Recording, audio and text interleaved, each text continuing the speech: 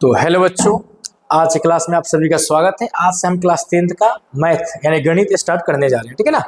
देखिए, आप देख सकते हैं आपके सामने एक्सरसाइज 1.1। ठीक है, 10th का मैथ। चैनल का नाम आपका एमएस कोचिंग सेंटर। अच्छा लगे वीडियो तो सब्सक्राइब कीजिएगा, लाइक जरूर कीजिएगा। चैप्टर का नाम आपका वास्तविक संख्या। ठीक है, सबसे पहले हम समझ ले आपका वास्तविक संख्या के बारे में। तो बच्चा, वास्तविक संख्या होता क्या है? ठीक है, तो बच्चा वास्तविक संख्या का मतलब क्या है ना, सभी संख्याओं के मेल मिलाप से जो बनता है उसको हम लोग वास्तविक संख्या कहते हैं। जैसे कि प्राकृतिक संख्या, पूर्ण संख्या, भाज्य संख्या, अभाज्य संख्या, परिमेय संख्या, अपरिमेय संख्या। ठीक है, इन सभी के जो मेल मिलाप से बनता है पूर्णांक संख्या, इन सभी के मेल मिलाप से बनने वाली संख्या को हम लोग क्या कहते हैं? वास्तविक संख्या कहते हैं। ये सभी संख्या वास्तविक संख्या के अंतर्गत ही आता है। ठीक है ना। तो बच्चा देखिए, आज से एक एक चैप्टर का आज एक्सरसाइज 1.1 का 1 से लेकर 3 तक, ज्यादा लंबा वीडियो नहीं रहेगा, 3-3 करके समझाएंगे ताकि आपको भी समझ में आएगा। ठीक है, पूरा फुल एक्सप्लेनेशन के साथ समझाएंगे। ठीक है, तो बच्चों देखिए, सबसे पहले हम लोग बिना समय की बर्बादी किए बिना स्टार्ट करते हैं एक्सरसाइज 1.1। ठीक है, प्रश्नवाली 1.1 आपका दिख रहा होगा। पहला नंबर प्रश्न क्या कह रहा है? ठीक है, पहला नंबर प्रश्न बोल रहा है निम्नलिखित संख्याओं का एचसीएफ ज्ञात करने के लिए यूक्लिड विभाजन, ठीक है ना, यूक्लिड विभाजन एल्गोरिथम का प्रयोग कीजिए। सबसे पहले सर जी एचसीएफ निकालना है। क्या निकालना है? एचसीएफ निकालना है। ठीक है ना, तो एचसीएफ को हम लोग क्या कहते हैं? मस्सा भी कहते हैं ना, मस्सा महत्तम समापवर्तक। ठीक है, और इसका इंग्लिश में क्या होता है? हाईएस्ट कॉमन फैक्टर हमको निकालना है। ठीक है, अब देखिए निकालना क्या है, तो यहाँ पे निकालना है तो यूक्लिड विभाजन के रूप से निकालना है। ठीक है, तो सबसे पहले बच्चों यूक्लिड विभाजन परिमेय का क्या होता है यहाँ पे आपको बता दें हम। यूक्लिड यूक्लिड यूक्लिड विभाजन यूक्लिड विभाजन प्रमेयिका।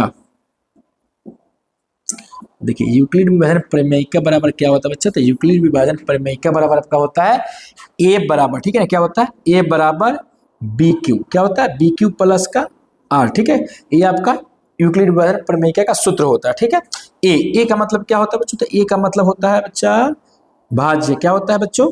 भाज्य। ठीक है, बी का मतलब होता है भाजक। बी का मतलब आपका भाजक हो जाएगा। क्यू का मतलब होता है भागफल। ठीक है ना, क्यू का मतलब हो जाएगा भागफल। और आर का मतलब होता है आपका शेषफल। इन बातों को आप याद रखेंगे। तो इसको छोटा कर लेते हैं।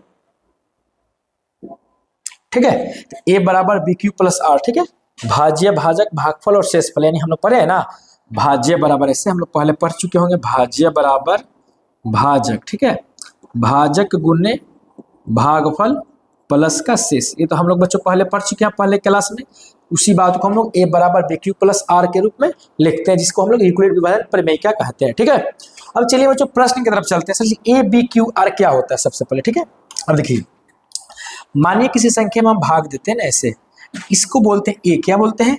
ए बोलते हैं। ठीक है, इसको बोलते हैं बी, इसको बोलते हैं क्यू, और जो नीचे शेषफल बच जाए इसको बोलते हैं हम लोग आर। क्या बोलते हैं? आर। ठीक है, बीच वाले को ए, इस साइड वाले को बी, इस तरह को क्यू और इधर को आर, यानी बी। ए का मतलब क्या होगा? भाज्य। इसको हम लोग हिंदी में क्या बोलेंगे? भाज्य। इसको हिंदी में हम लोग बोलेंगे बच्चों भाजक। ठीक है ना, इसको बोलेंगे हम लोग भागफल, और इसको हम लोग बोलेंगे शेषफल। ठीक है, ये कहने का मतलब है चैप्टर पढ़ने से पहले हमको उसके बारे में बेसिक इंट्रोडक्शन करना बहुत जरूरी है। अगर हमें बेसिक चीज नहीं मालूम रहेगा तो आपको समझ में नहीं आएगा। मैथ समझ में आएगा लेकिन अच्छा से नहीं समझ में आएगा, तो हम आपको पूरा एक्सप्लेनेशन के साथ बताएंगे ना। ठीक है, अब चलिए, अब पहला नंबर प्रश्न पे चलते हैं। पहला नंबर प्रश्न क्या बोला? 135 और 225। अब सर इसको यूक्लिड विभाजन से बनाना है, तो हम लोग यूक्लिड विभाजन पढ़े अभी, ए बराबर बी क्यू प्लस आर। अब इसमें जो बड़ा है ना, बड़ा वाले को ए बोलते हैं। क्या बोलते हैं बच्चा? बड़ा वाले को ए बोलेंगे, छोटा वाले को बी बोलेंगे। ठीक है, तो क्यू और आर ऑटोमेटिक निकल जाएगा। बड़ा वाले को ए बोलते हैं, छोटे वाले को बी बोलते हैं। ठीक है, इस बात को याद रखिएगा। अब आइए चलते हैं, यहाँ पर हमको निकालना है कि यूक्लिड विभाजन से, तो लिखेंगे यहाँ पर यूक्लिड विभाजन, यूक्लिड विभाजन प्रमेयिका से, यूक्लिड विभाजन प्रमेयिका से। ठीक है, तो यूक्लिड विभाजन प्रमेयिका बराबर क्या होता है बच्चों? एक सेकंड। यूक्लिड विभाजन प्रमेयिका बराबर आपका होता है ए बराबर बी क्यू प्लस आर। ये फार्मूला आपको मालूम होगा ना। चलिए अब देखिए ए यानी बड़ा वाला यही ना है, इसको हम ए मान लेंगे। चलिए यहाँ पर मान लेते हैं ए, यानी ए आपका कितना हो गया 225 बराबर बी, छोटा वाला क्या है बी यही ना है, यानी 135। बी आपका हो जाएगा 135, यहाँ नहीं कुछ होता इंटू का। सर जब क्यू और आर क्या होगा तो हम क्या करते हैं जैसे भाग विधि द्वारा मसा निकालते हैं ना, वही भाग विधि द्वारा इसको भी सॉल्व करेंगे। 135 और 225 से, तो आइए यहाँ पर आपको बतला दे रहे हैं। 135 आपका ये हो गया, 225 ये हो गया, ठीक है। चलिए 135 से कम कितना होता है, 135 होता है 5 में से 5 गया 0, 12 में से 9 गया 3, खत्म, ठीक है। आपका यहाँ पर कितना आ गया 90 आ गया, ठीक है ना। यानी ये आपका बी हो गया, ये हो गया, ये हो गया क्या क्यू, यानी बी क्यू। क्यू मेरा कितना आ गया 1 आ गया ना, तो क्यू की जगह क्या रखा जाएंगे 1, क्यू की जगह रख दिए 1। अब प्लस है तो प्लस आर, आर का मान मेरा कितना है बच्चा, यहाँ पर आया आर का मान 90। चलिए इसका तो निकाल लीजिए। अब देखिए यहाँ पर, अब देखिए 225 का निकालेगा, अब इसमें निकालेगा। इनमें देखिए दोनों में क्या बड़ा है, तो इनमें बच्चे 135 बड़ा है ना। अब ए का मान हो जाएगा 135, क्या हो जाएगा ए का मान 135। 135 बराबर क्या होता है बी क्यू, ए बराबर बी क्यू प्लस आर, यानी बड़ा वाला आपका ये हो गया ए, तो ये छोटा वाला क्या हो जाएगा बी हो जाएगा ना। तो क्या हो जाएगा यहाँ पर बी, तो बी कितना हो गया आपका 90 इंटू, अब क्यू और आर निकालना होगा। चलिए भाग करके निकाल लेते हैं। चलिए ये आपका क्या है यहाँ पर बी, यानी बी आपका यहाँ पर रहता है, ए बीच में रहता है, तो ए कितना है 135, तो यहाँ पर लिख देंगे 135। तो 90 एकम कितना होता है बच्चा 90 होता है। चलिए 5 में से 0 गया 5, 13 में से 9 गया 4, 45, ठीक है। अब देखिए यहाँ पर देखेंगे क्या आ गया मेरा क्यू, क्यू 1 आ गया, और आर, आर है ना आर, यानी आर मेरा कितना बच गया 45। जब तक लास्ट में 0 नहीं आए ना तब तक हम उसका एचसीएफ निकालते रहेंगे, ठीक है। अब इन दोनों में बड़ा क्या 90 बड़ा है, अब आपका ए हो गया 90, कितना हो गया ए 90, 90 बराबर बी। अब आइए 90 से निकाल लेते हैं, तो क्या बी आपका छोटा वाला है ना, तो छोटे वाले को यहाँ पर लिख देते हैं, बड़ा वाले का ए, यानी बड़ा वाला आपका ए है, तो ए हो जाएगा यहाँ पर। अब देखिए यहाँ पर 45 तो ना कितना होता है 90 होता है ना, यहाँ पर तो पूरा पूरा कट गया, यानी देखिए यहाँ पर ए बराबर बी, बी मेरा कितना है 45 है, तो लिख देंगे यहाँ पर 45 इंटू क्यू, क्यू कितना आया है 2 प्लस आर, आर कितना आया है 0 आ गया ना। जब 0 आ गया कट गया नहीं 0, तो अब यानी आपका एचसीएफ निकल के आ गया। अब सर इसमें से एचसीएफ आपका क्या हो जाएगा बच्चों, तो गिनेंगे जो 3 नंबर पे आएगा ना, पीछे से जो 3 नंबर पे आएगा वो उसका एचसीएफ हो जाएगा। गिनिए तो 1 2 3, 3 नंबर पे कितना आ रहा है 45 आ रहा है, यानी जो आपका एचसीएफ हो जाएगा 45 हो जाएगा। तो हम ऐसे यहाँ पर लिख सकते हैं एचसीएफ बराबर, जो मेरा एचसीएफ आ गया कितना आ गया 45, और 45 आपका बिल्कुल सही जवाब हो जाएगा। इस तरह से बच्चे हम लोगों ने प्रश्न वाले 1.1 का 1 नंबर सॉल्व कर लिया, ठीक है ना। यूक्लिड विभाजन प्रमेय से इस तरह देखिए पूरा अच्छा ढंग से आप इसका स्क्रीनशॉट भी ले सकते हैं, ठीक है, ताकि आप बाद में इसको नोट कर सके, समझ सके। अभी तो समझ में आ ही गया होगा उम्मीद है। चलते हैं नेक्स्ट प्रश्न, प्रश्न संख्या 2 पर।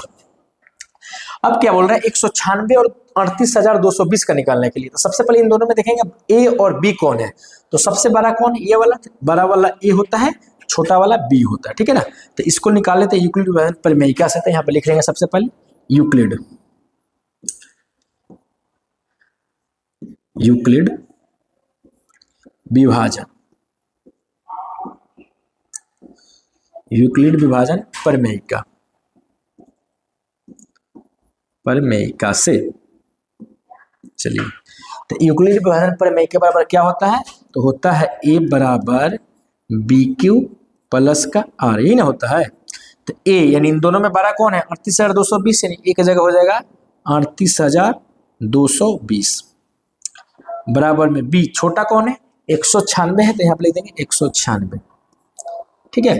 अब क्यू और आर तो निकालना होता है, हम इसका भाग करके निकाल लेते हैं। चलिए 196 छोटा वाला क्या 196, छोटे वाले को यहाँ पे लिख देते हैं, अब बड़ा वाला 38,220, तो यहाँ पे लिख देंगे 38 से ऊपर लिख लेते हैं ना, 196 को हम दे देते हैं 38,220 से। अब देखिए 196 के में 196 हो जाएंगे ना जी सर जी, तो 12 में से 6 गया 6, 17 में से 9 गया 8, 2 में से 1 गया 1, 196 से छोटा ऊपर से 2 उतार दीजिए। अब 9 से लग जाएगा भागा, आप करके देख सकते हैं 9 से, 9 छक 54 के 4, हाथ में कितना आ जाएगा 5 आ जाएगा, ठीक है ना। 9 9 81, 81 और 5 कितना होता है 86, 86 के 6 हाथ में 8, 9 एक कम 9 9 और 8 कितना होता है 17 होता है, यहाँ पे लिख देंगे 17। 12 में से 4 गया 8, 15 में से 6 गया 9, 7 में से 7 गया खत्म। अब देखिए यहाँ पर कितना बचेगा, 0 0 उतार दीजिए, ठीक है। अब यहाँ पर हम अगर 5 से भागा देते हैं ना, 5 से, तो देखिए 5 छक 30 के 0 हाथ में 3, 5 9 45, 45 और 3 कितना होता है 48, 48 के 8 हाथ में 4, और 5 एकम 5, 5 और 4 कितना होता है 9, यानी पूरा पूरा कट गया ना, पूरा पूरा तो कट गया। अब देखिए यहाँ पर पूरा a बराबर b, अब b तो 196 है, q कितना आ गया 100 इंटू का a बराबर b क्यू, q कितना है 195, कितना बच्चा 195 प्लस का r में कितना आ गया 0, 0 आ गया ना। अब देखिए पीछे से जब पूरा पूरा कट गया नहीं आपका एच शेप निकल गया, अब देखेंगे कि पीछे से गिनेंगे और देखेंगे कि 3 नंबर पे, 3 नंबर पे क्या आ रहा है, ठीक है। तो गिनिए तो 1 2 3, 3 पे 196 आ रहा है ना, यानी जो बच्चा आपका HCF हो जाएगा, HCF बराबर आपका हो जाएगा 196, ठीक है। इसको आप नोट कर लीजिए।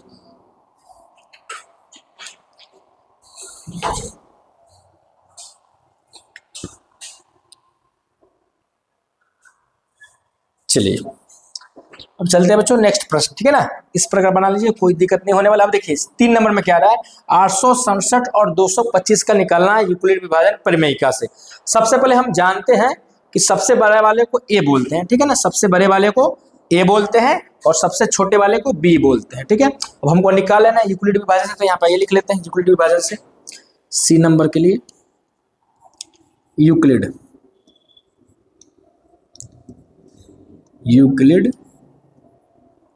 विभाजन परिमेयिका से,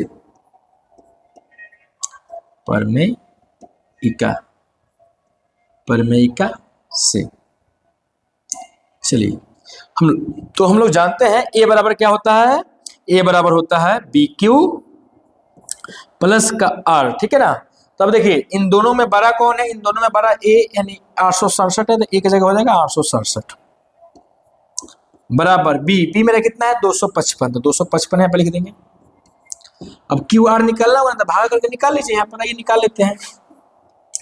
255 को अगर हम देते हैं 867, ठीक है ना, तो 2 3 6, 3 बार में लगेगा ना, 3 से लगा देते हैं, 3 से देखिए 3 5 15 के 5 हाथ में 1, 3 5 15 के 16 के 6 हाथ में 3 9 6 1 7, 7 में से 5 गया 2, 6 में से 6 गया 0, 8 में से 7 गया 1, यानी देखिए ए बराबर बी, क्यू मेरा कितना है गया 3, तो इंटू का लिख देंगे 3, अब प्लस का आर, ठीक है ना, तो आर मेरा कितना आ गया 102 आ गया, 102 लिख दीजिए। अब देखिए इनमें सबसे बड़ा कौन है, इनमें सबसे बड़ा 255 है, नहीं आप ए बराबर हो गया 255, तो यहाँ लिख देंगे 255। सबसे छोटा छोटा कौन है, ये तो मल्टीप्लाई में तो होगा नहीं ना, 102 हो गया, यहाँ पे लिख देंगे 102। अब हमको क्यू और आर निकालना होगा, अब 102 को क्या करेंगे 255 में भागा दे देंगे, ठीक है। आइए देते हैं, यहाँ पर दे देंगे 102 को 255 से भागा, तो हम लोग जानते हैं 102 दूना कितना होता है 204 होता है, 5 में से 4 गया 1, 5 में से 0 गया 5 और 2 में से 2 गया खत्म। अब देखिए इसके लिए क्या आ गया, क्यू कितना आ गया बच्चा 2 आ गया, लिख देंगे यहाँ पर इंटू का 2 प्लस आर कितना आया 51 आया ना, लिख देंगे यहाँ पर 51। अब देखिए इनमें बड़ा कौन है, इन सब में बड़ा कौन है 102 है, अब ए बराबर हो गया आपका 102। अब छोटा कौन है 51 है, आपका बी हो गया 51। अब इसमें क्यू और आर निकाल लेते हैं, अब क्या करेंगे इस वाले 51 को ये वाला 102 से क्या करते हैं भागा दे देते हैं, ठीक है। आइए देख लेते हैं, तो 51 से अगर हम भागा देते हैं 102 में, तो 51 दूना कितना होता है 102, तो सर जी यहाँ पे तो पूरा पूरा कट गया, यहाँ पे एस यहाँ पे निकल गया, कैसे निकल गया 51 ए बराबर हो बी, क्यू कितना है 2 यानी इंटू का हो जाएगा 2, अब प्लस आर कितना आ गया मेरा 0, जब 0 आ गया नहीं आपका एचसीएफ आ गया, जब 0 आएगा ना तो 0 से 3 नंबर पे गिने क्या आ रहा है, तो 1 2 3, 3 नंबर पे कितना आ रहा है 51 आ रहा है, यानी जो आपका बच्चा एचसीएफ हो जाएगा 51 हो जाएगा, लिख देंगे यहाँ पर एचसीएफ बराबर 51 51, यानी आपका बिल्कुल सही जवाब हो जाएगा 51 आंसर आपका आ जाएगा। इस प्रकार से बच्चों हम लोगों ने प्रश्नवाली 1.1 का 1 नंबर का तीनों प्रश्न साधारण तरीका से हल कर लिया, ठीक है। तो सभी का अच्छा लगे तो कमेंट कीजिए यस सर, फिर चलते हैं नेक्स्ट प्रश्न में, ठीक है। आप इसका स्क्रीनशॉट भी ले सकते हैं, ठीक है ना। चले जाए नेक्स्ट प्रश्न पर, ठीक है बच्चों, चलते हैं अगले प्रश्न पर। चलिए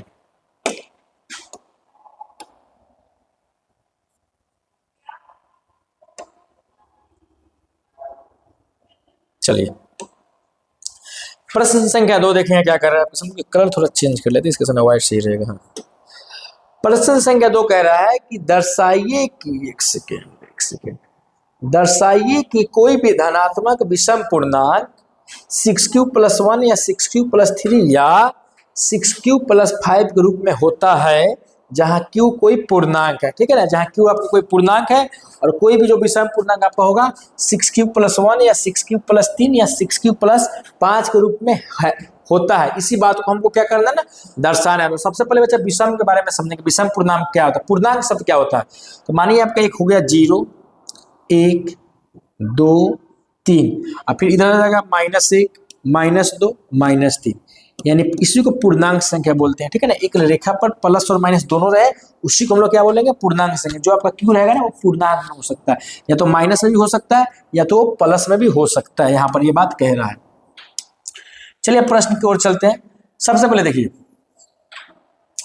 दर्शाइए कोई धनात्मक विषम पूर्णांक। हमको धनात्मक विषम पूर्णांक मालूम नहीं ना है, हमको दर्शाना था। मान लेते हैं माना, ठीक है, एक सेकेंड यहाँ पर लिख लेते हैं, माना कि धनात्मक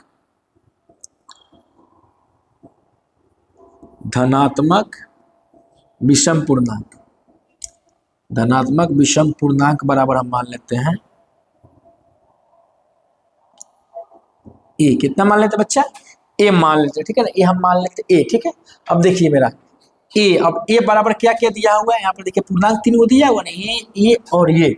तो हम लोगों ने पूर्णांक तो ए मान लिया, आपका ए बराबर में दिया हुआ है, ए बराबर में क्या दिया हुआ है, पहला में दिया हुआ 6q+1, क्या दिया हुआ है 6q+1, फिर एक में दिया हुआ है 6q+3 और एक में दिया हुआ है 6q+5। ठीक है, यहाँ पे देखिए सब विषम है, 5, 3 एक सब विषम है, इसी को हमको बतलाना है। तो सबसे पहले हम लोग जानते हैं ए, यूक्लिड विभाजन प्रमेय से हम लोग जानते हैं ना क्या होता है, ए बराबर होता है BQ+R। अब देखिए बच्चा बी, इसी को ना ए बराबर BQ+R, यानी सब में क्या है आपका जो बी 6। ठीक है, यानी जो आपका बी बराबर कितना हो जाएगा 6 हो जाएगा। यहाँ पर लिख लेते हैं बी बराबर आपका कितना हो गया 6। ठीक है, ए का मान तो हम पूर्णांक को मान लिए ए।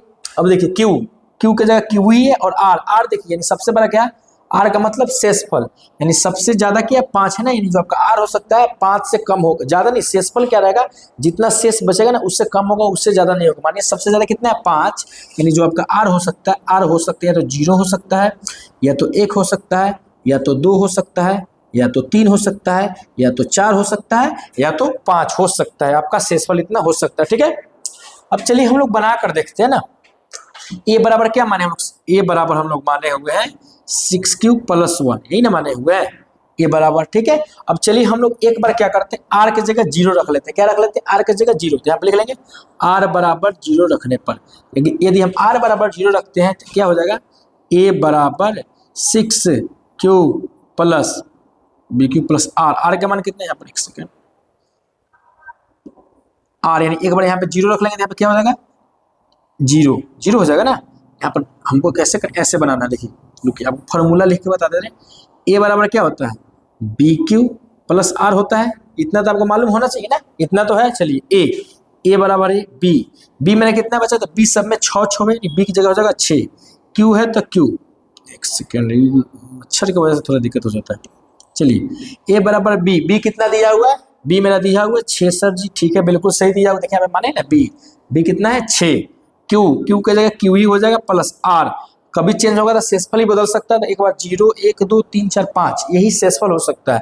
एक बार हम 0 रख लेते हैं, तो आर की जगह क्या रख लेते हैं हम 0, यहाँ पर रख लेंगे 0। ठीक है, तो आर की जगह 0 कितने आ गया 0। ठीक है, अब एक बार आर की जगह 1 रखेंगे तो यहाँ पर लिख लेते हैं आर बराबर 1 रखने पर। ठीक है, अब चलिए ए बराबर क्या हो जाएगा आपका, बी की जगह 6 हो गया, क्यू की जगह क्यू प्लस आर का मान कितना हो गया 1, क्योंकि एक बार आर का मान 1 यानी आर की जगह 1 हो जाएगा। ठीक है, अब चलिए ए बराबर क्या है, अब यहाँ पर आर बराबर रख लेते हैं 2। ठीक है ना, आर बराबर 2 रखने पर तो यहाँ पर 6 है तो 6 हो गया, क्यू है तो क्यू हो गया प्लस आर का मान कितना 2 रखें, अब यहाँ पर हो जाएगा 2।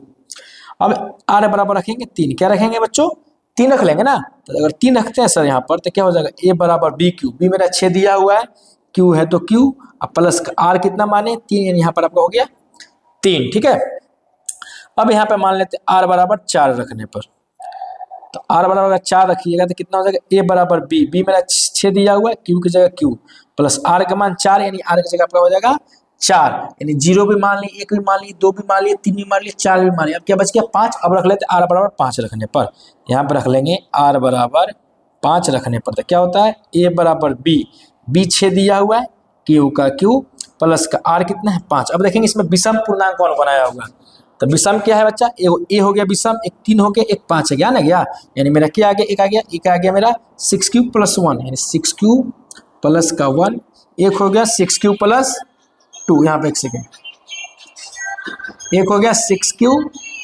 प्लस का 2, एक हो गया, सॉरी यहाँ विषम ना बोला है, अब 3 हो गया, 6q प्लस 3 और एक हो गया 6q प्लस 5। एक सेकंड थोड़ा कॉल आ रहा है। हेलो, इंक खत्म हो गया प्रिंटर का मेरा, ना खत्म है ना, कल ही खत्म हुआ था। ठीक है, चलिए देखिए, तो क्या बोला है विषम पूर्णांक, तो क्या बोले, एक बार हम लोग क्या कर लिए यहाँ पर, एक विषम हो गया, एक 3 हो गया, एक क्या हो गया 5, यानी रख लेते हैं 6q प्लस का 5। ठीक है, यानी देखिए अब यहाँ पर, अब आपका यही ना निकालना था, दर्शाना था, तो हम तो निकाल के दर्शा ही दिए कि धनात्मक विषम पूर्णांक 6q प्लस 1 या 6q प्लस 3 या 6q प्लस 5 के रूप में है। तो देखिए तो यहाँ पर विषम अगर एक बार 0 1 2 3 4 5 आर की जगह रखे हैं, तो 1 2 3 4 5 आया है आर की जगह, लेकिन हमको बतलाना क्या था विषम, विषम आपका 1 हो गया, 3 हो गया, 5 हो गया, इसी बात को हम लोग यहाँ पे लिख दिए 6q प्लस 1, 6q प्लस 3 और 6q प्लस 5। इस प्रकार हम बच्चों 2 नंबर प्रश्न को भी आपके सामने आसान तरीका से दर्शा दिए। ठीक है, अगर बच्चों समझ में आया हो तो लाइक कीजिएगा, कमेंट कीजिएगा यस सर बिल्कुल बढ़िया। चलते हैं अगले प्रश्न पर। ठीक है ना, देखिए कहने का मतलब क्या, मैथ बच्चा रिवीजन का चीज है। ठीक है ना, रिवीजन कीजिएगा तो समझ में आएगा, रिवीजन नहीं कीजिएगा तो हम भी कुछ नहीं कर सकते। ठीक है ना, और देखिए कहने का मतलब है कि अभी जो बच्चे पहले स्टार्ट किए होंगे थोड़ा बहुत दिक्कत होगा, लेकिन क्लास आप कंटिन्यू मेरा कीजिएगा, आपका एक भी सब मैथ कुछ नहीं है। अगर आप समय दीजिएगा ना मैथ को, तो समझिए मैथ हम चुटकियों का खेल है, बस उसके लिए आपको रिवीजन प्लस समय देना होगा। ठीक है, चलिए नेक्स्ट प्रश्न। अब देखिए एक और बात, मैथ में एक और आपको बात बता दें, जो सवाल जितना बड़ा दिखता है वो उतना ही छोटा बनता है। ठीक है ना, उसी तरह से जो आपका 3 नंबर प्रश्न दिख रहा है उसका एकदम एक बहुत ही अच्छा उदाहरण है। देखिए क्या कह रहा है, किसी परेड में 616 सदस्यों वाली, ठीक है, एक सेना की टुकड़ी की 32 सदस्यों वाली एक आर्मी बैंड के पीछे मार्च करना है। दोनों समूहों को समान संख्या वाले स्तंभों में मार्च करना है।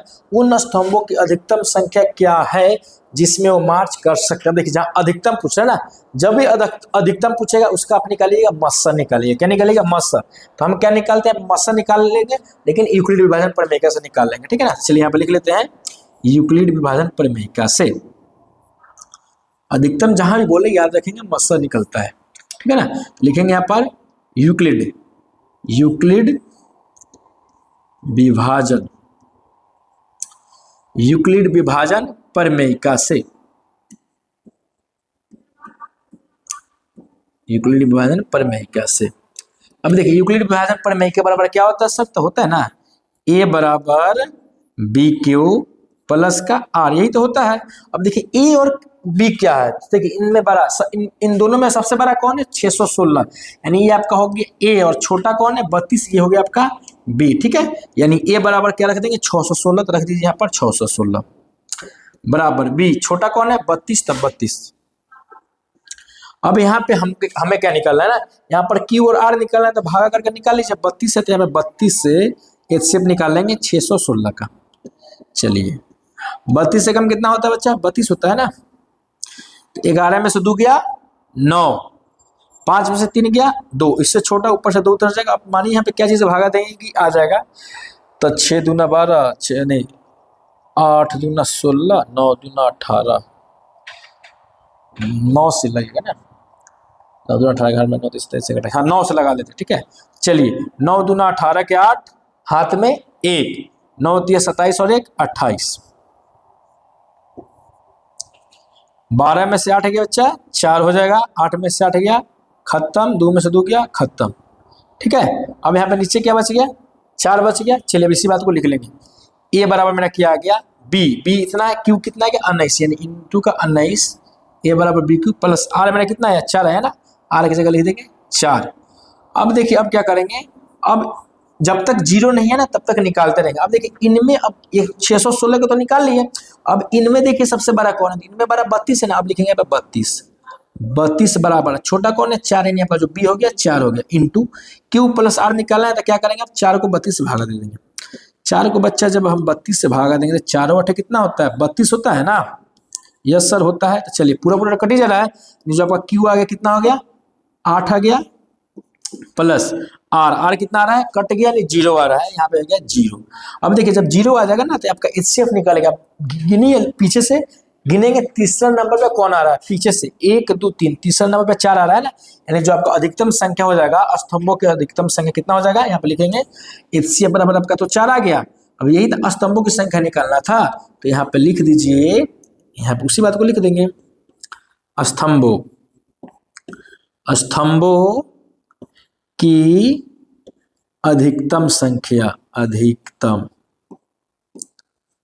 अधिकतम संख्या कितना गया 4, यानी जो स्तंभों का अधिकतम संख्या बच्चा होगा वो आपका हो जाएगा 4। ठीक है ना, इस प्रकार आप आसानी से बना सकते हैं, कोई आपको दिक्कत नहीं होने वाला। ठीक है, हम यूक्लिड विभाजन परिमेय का प्रयोग करके बनाए, क्योंकि जो चैप्टर आपका दिया हुआ सब बोला था ना पहले चैप्टर में कि यूक्लिड विभाजन परिमेय का प्रयोग करके बनाइए। इस प्रकार देखिए कभी भी ऐसे बड़ा सवाल दिया रहा है उसमें बोले ना अधिकतम, तो अधिकतम का मतलब हो गया यानी एचसीएफ निकालिए, अगर कम का बात करें तो एलसीएम। ठीक है, तो बच्चा आज की क्लास अगर आपको समझ में आया हो तो लाइक कीजिए और चैनल को सब्सक्राइब कीजिए, जितना ज्यादा हो सके उतना शेयर कीजिए। ठीक है, आज के लिए बस इतना ही बच्चों, फिर कल इसी समय हम मिलते हैं, कल फिर नए वीडियो के साथ। आप सभी का बहुत बहुत धन्यवाद। जय हिंद, जय भारत।